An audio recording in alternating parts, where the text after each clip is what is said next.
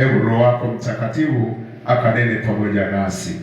Wache heshima na adama vikurudie tunapolisikia neno lako kwa wakati wa sasa.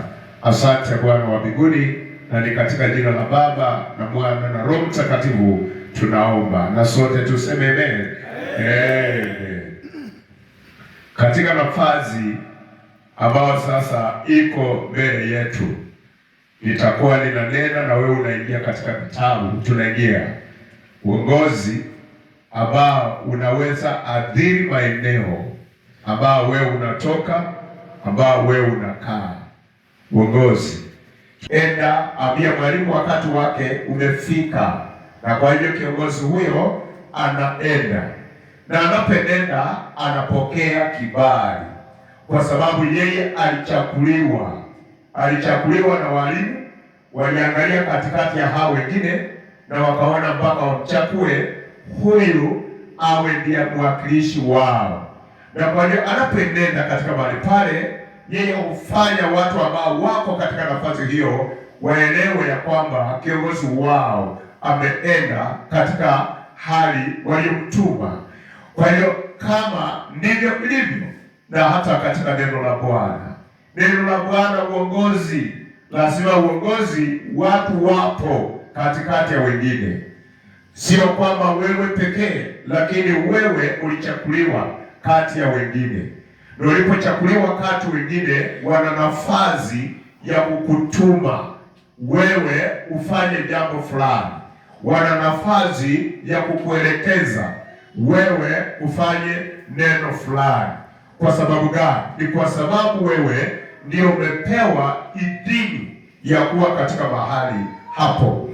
Kwa hivyo katika nafasi ya siku ya leo, niruhusu sasa nianze kukueleza ya kwamba wewe umechakuliwa.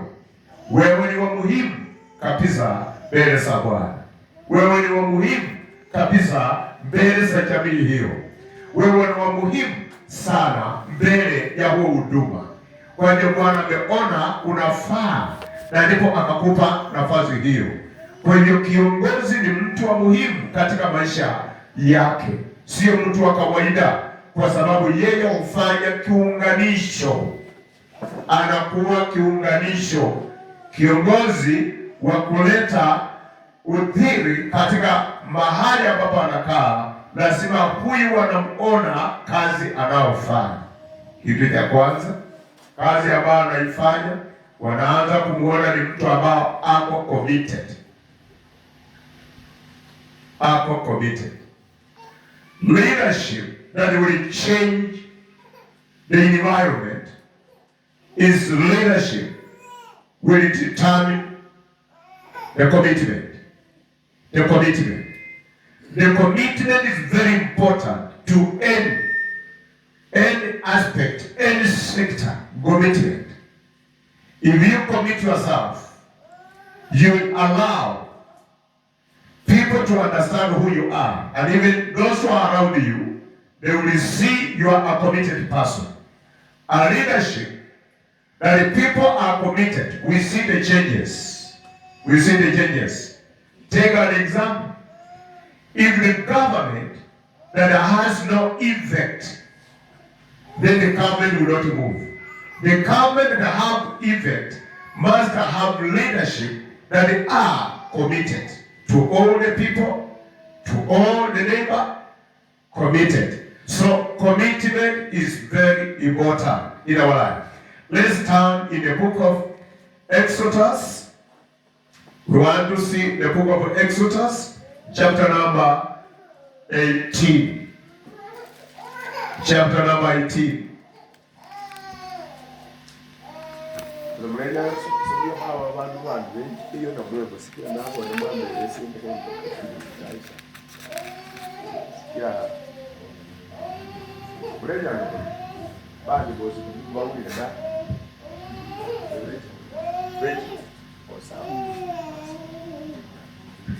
Kwa hivyo chapter number 18. Chapter number 18. We see now the appointment of leaders. Appointment of leaders. Can you read verse 13 and verse 14? Leadership that brings changes in the area or the community you live. It is leadership of commitment. Leadership of commitment. Let us now try to read chapter 18, verse 13.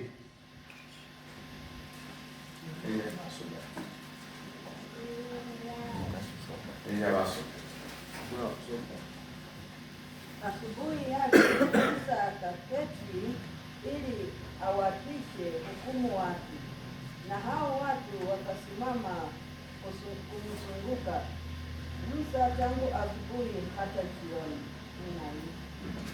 Mkwewe Musa alipoyaona yote aliyowafanyia watu, akasema, ni jambo gani hili uwatendalo hao watu? Kwani wewe kuketi hapo peke yako na watu wote kusimama kwako tangu asubuhi hata jioni? Yes, nataka kusimamia hapo kwanza. Hapa tunaanza kuona wana wa Israeli, uongozi ambao unatokana kwa wana wa Israeli, ya kwamba Mungu alipokuwa anataka kuwaondoa katika nchi ya utumwa. Walikuwa katika utumwa, na wakati walipokuwa utumwa, Mungu akaona mateso waliokuwa nayo. Halafu Mungu akatafuta mbinu ili apeleke mtu ambaye aliyokuwa katika mahali pale, na sio mwingine ni Musa. Musa ambao yeye alikuwa katika nchi ya Misri na akaishi katika nchi ya Farao, mji wa Farao, akiwa anafanya kazi kwa Farao. Siku moja tunamuona Musa katika nafasi hii akaamua kutoka katika palace, aondoke katika state house na aingie kuangalia ndugu zake ambao wako nje na wako wanaendelea na uongozi. Na alipokuwa anaenda nje, tunamuona ya kwamba akaanza kupigana na mmoja aliyekuwa anapigana na watu wa jamii yake. Na wakati walipokuwa katika nafasi hiyo, tunaona ya kwamba watu hawa wakaenda, na siku ya pili tena akakutana pamoja na mwingine na yule aliyokuwa naye. Na wakati alipokuwa katika nafasi hiyo, maandiko yanasema alianza kutoa uamuzi, ili afanye uamuzi, awaeleze, ili watu hawa wawe na nafasi moja.